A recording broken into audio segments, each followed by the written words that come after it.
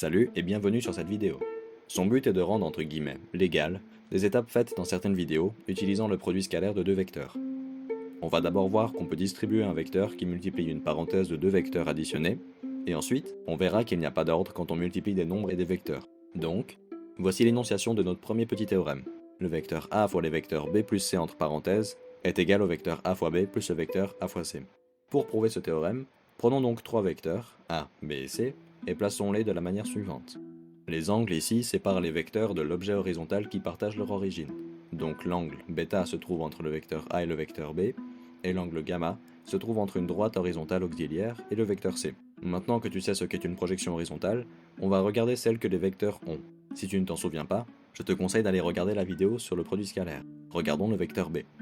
La projection horizontale du vecteur b sur le vecteur a est trouvée en faisant la longueur du vecteur b fois le cosinus de β. On trouve donc ce segment parallèle au vecteur a.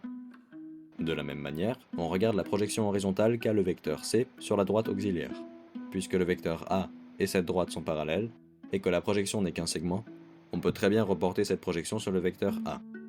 Ça, c'est notre construction de départ. Maintenant, si on regarde notre équation, le vecteur a multiplie les vecteurs b plus c. Construisons donc un quatrième vecteur, qui n'est que le vecteur résultant des vecteurs b et c.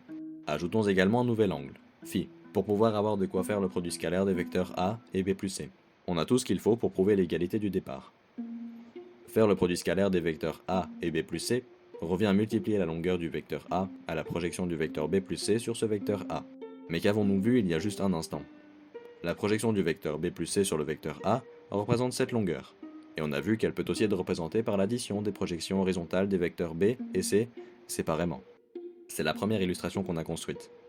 Donc, on peut remplacer la projection horizontale du vecteur b plus c par l'addition de celle du vecteur b et celle du vecteur c. Maintenant, on a une ligne qui ne contient que des nombres. On peut donc distribuer le terme devant la parenthèse sans se soucier de la légalité de l'étape. On a la longueur du vecteur a fois la longueur du vecteur b fois le cosinus de β plus la longueur du vecteur a fois la longueur du vecteur c fois le cosinus de gamma. La partie de gauche est en effet le produit scalaire du vecteur a et du vecteur b, et il additionne la partie de droite, qui est le produit scalaire du vecteur a et du vecteur c. Voilà, on a fini la démonstration. On peut donc dorénavant distribuer des vecteurs à des parenthèses de vecteurs additionnés, sans hésiter. Maintenant regardons le second théorème.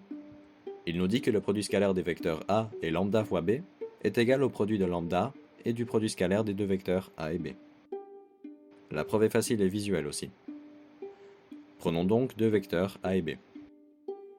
On définit lambda comme étant positif et l'angle phi l'angle entre les vecteurs a et b. Dessinons directement le vecteur lambda fois b. C'est un vecteur dans le même sens que le vecteur b.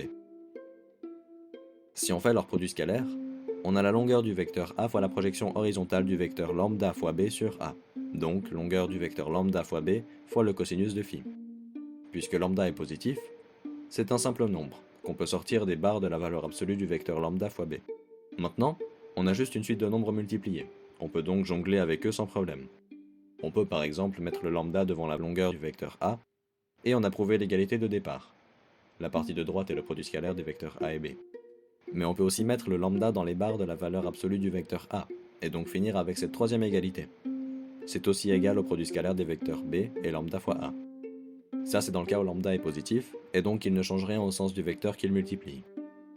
Maintenant regardons rapidement le cas où lambda est négatif, sur nos mêmes vecteurs pour voir la différence, s'il y en a. Donc si lambda est négatif, le vecteur lambda fois b est dans le sens opposé du vecteur b, et l'angle augmente de 180 degrés. Nommons-le θ, une autre lettre grecque pour désigner un angle. Le produit scalaire de ces deux vecteurs est obtenu de la même manière. On fait la longueur du vecteur a fois la longueur du vecteur lambda fois b fois le cosinus de θ. Maintenant, si on sort le lambda des barres de la valeur absolue du vecteur lambda fois b, on a non plus juste lambda, mais moins lambda. En parallèle, on a que le cosinus d'un angle est égal à l'opposé du cosinus du même angle, moins 180 degrés, ou plus 180 degrés d'ailleurs.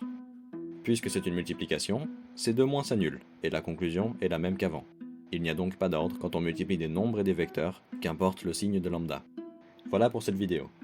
Tu as maintenant tout ce qu'il te faut pour faire les étapes nécessaires dans les différentes preuves qui utilisent le produit scalaire, sans craindre de faire quelque chose d'interdit.